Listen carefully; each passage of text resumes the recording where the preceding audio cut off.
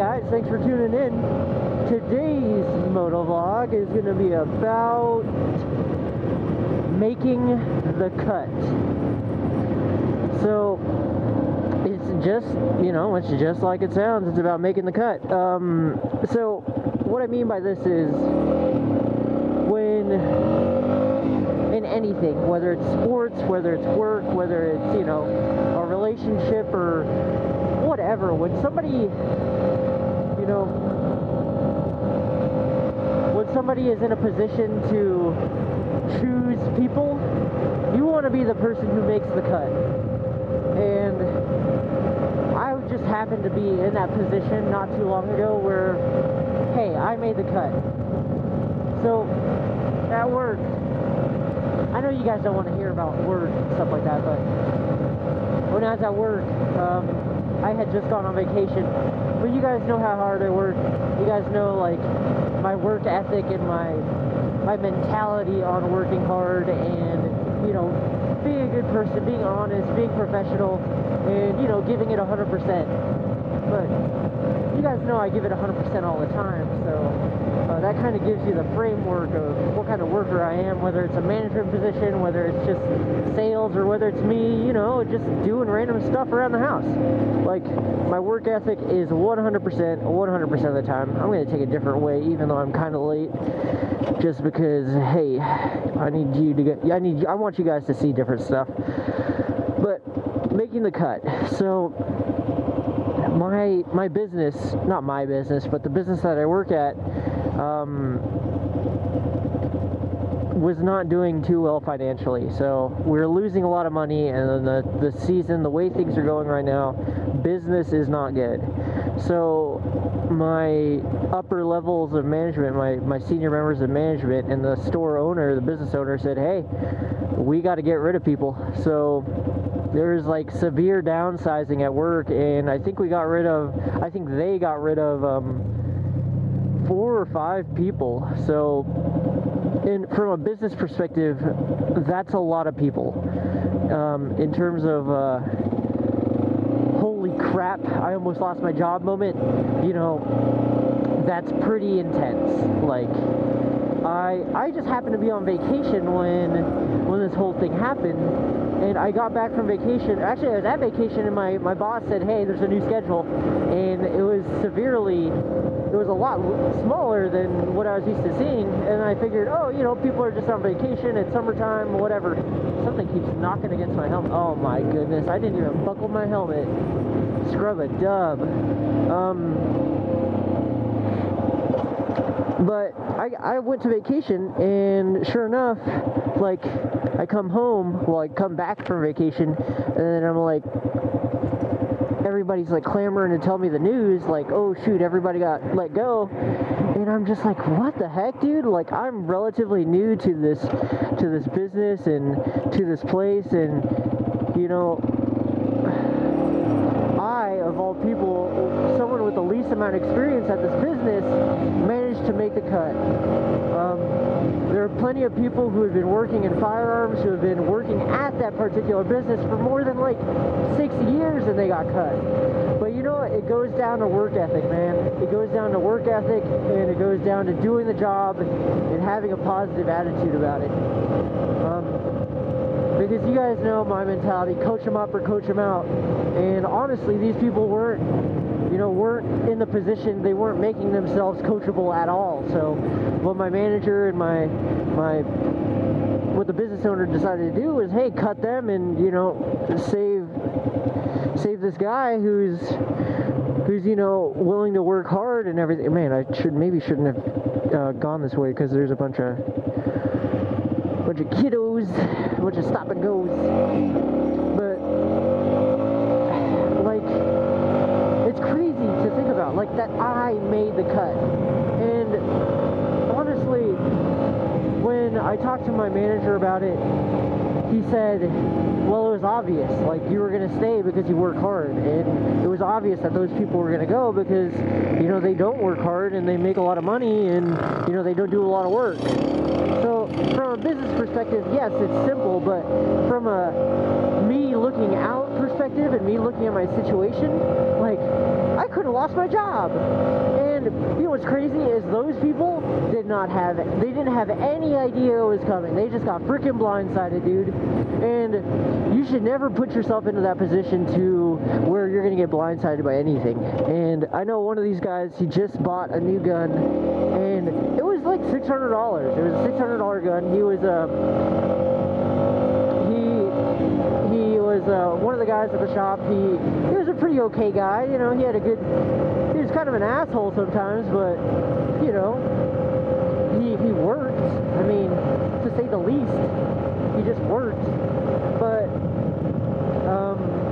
he had just bought a new gun, and then, you know, what are you gonna do? That's a $600 purchase that you can't return. And he had no idea, like, if I was gonna be jobless, shoot, dude, I wouldn't buy anything. But that's the thing, you never know when that situation is gonna happen, when you're not gonna make the cut. So I'm gonna talk to you about two things today: making the cut, and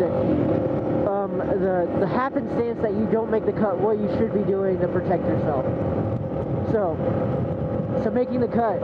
So the reason why I made the cut is I worked hard. I worked freaking hard. I'm willing to be coachable.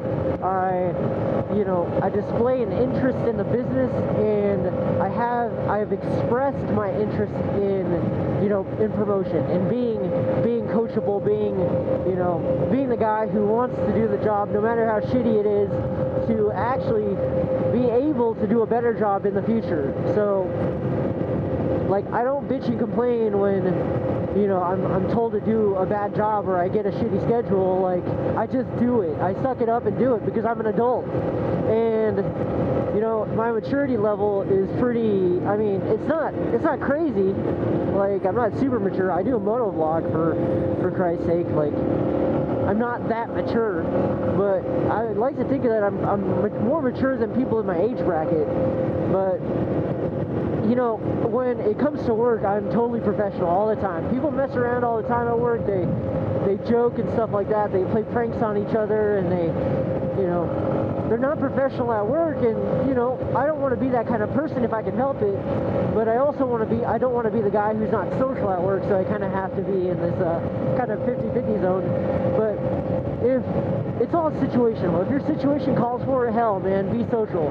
But if it doesn't, be as professional as you can be, to as many people as you possibly can. Be cordial to your boss. Be cordial to your upper members of management, because those are the people who decide your fate at the end of the day, and those are the people who sign your checks at the end of the week. And, dude, if you want to keep yourself making the cut, like, work hard every single day. If you want playtime, you gotta work.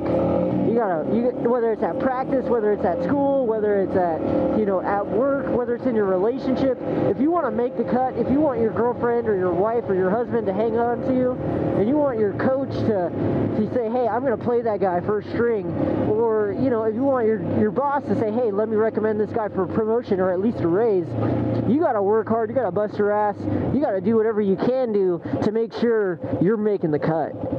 And, like, I know it seems simple to work hard every single day, but in practice, it's crazy hard.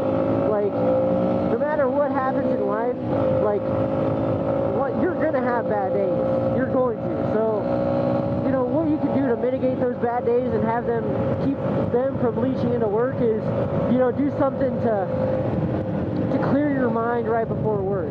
So that way you don't bring home into work. That way you get into the parking lot and you just shake it all off, and then you go into work and you're totally fresh and new. For me, what I do to clear my head is, and to make sure I don't get stressed out, is one, I motovlog. No, actually, one, I ride a motorcycle.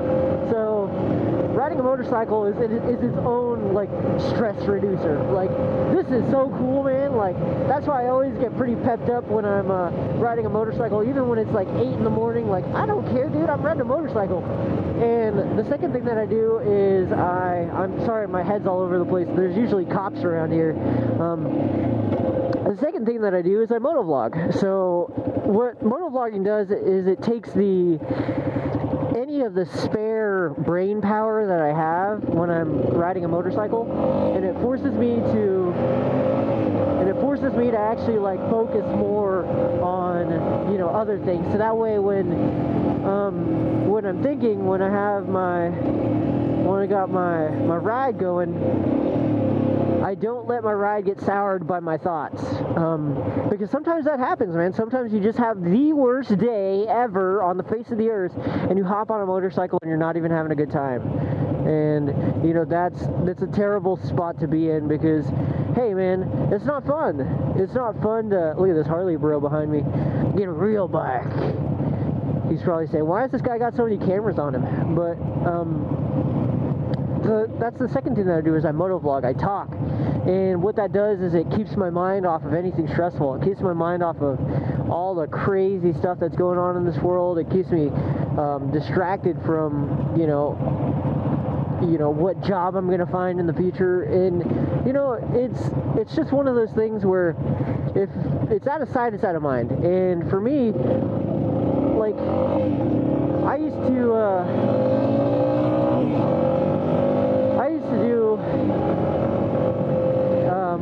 to listen to podcasts and stuff like that, and then sometimes I realized, like, hey, I wasn't even listening to the podcast anymore because I was so worried about what was going on, and I was so worried about what was going on, I wouldn't even be listening. I wouldn't be paying attention because my focus was all on the stresses of my mind.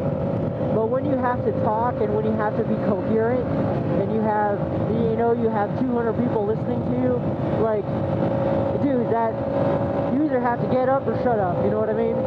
So I pretty much motovlog, so that's the other way. I don't know what you want to do, whether it's learning a new language while you're commuting to work, but do whatever you can do to just keep your thoughts off of, you know, whatever terrible stuff there is in life, because there's some pretty crazy stuff happening in life right now.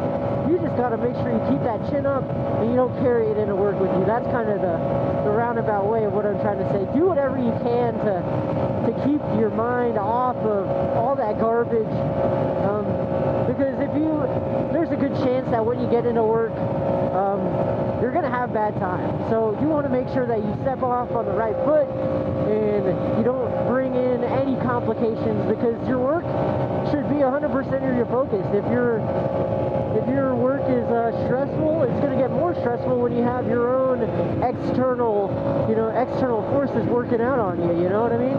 So, oh shoot, dude. That guy's way in the shoulder, but thank you very much, brother. Don't bring any external forces in to work with you. So that's pretty much how, I can't even remember what section I'm on since I was thinking so hard. You want to make sure that, you know, you're coachable. And this is also another thing I do when I first come into work is it's a habit that I picked up at Big Five, believe it or not. Part of it is I go in there and I ask, first of all, I say good morning to all of the staff. I say, hey, good morning, how you doing? What's new? Like, how's this, that, and the other thing? And I try to remember something about each of them for, you know, what their life is. You know, whether it's somebody who went to the beach over the weekend or somebody whose grandma's sick or whatever it may be. I try to remember all that stuff because, dude, like, hey, it's nice to try to shake their mood too. If they're having a bad time, you try to help them out and you try to, you know, relax them and say, hey, someone was listening and it's me. It's also good practice, you know, for social events and stuff like that. But anyways, I greet all of the staff, and then as soon as I see my boss or the business owner, I give him a handshake and I say, hey boss, it's good to see you. Do you have any projects for me today? So that does two things. One, it shows them that you understand where you're at in the pecking order, and it shows you respect them. And the other thing it does is it shows, hey, I'm at work, I'm ready and willing to work, give me something to do. Versus other people who don't make the cut, what they do is they just kind of go to their cubicle or they go to whatever part they're stationed to, and they just turn into little robots, man. And nobody wants to work with a robot, I'll tell you that much. They're taking our jobs, but that's neither here nor there. But, you know, that's how you keep yourself from making the cut. And I just realized the second part of the video is supposed to be about what happens if you do make the cut, or if you don't make the cut.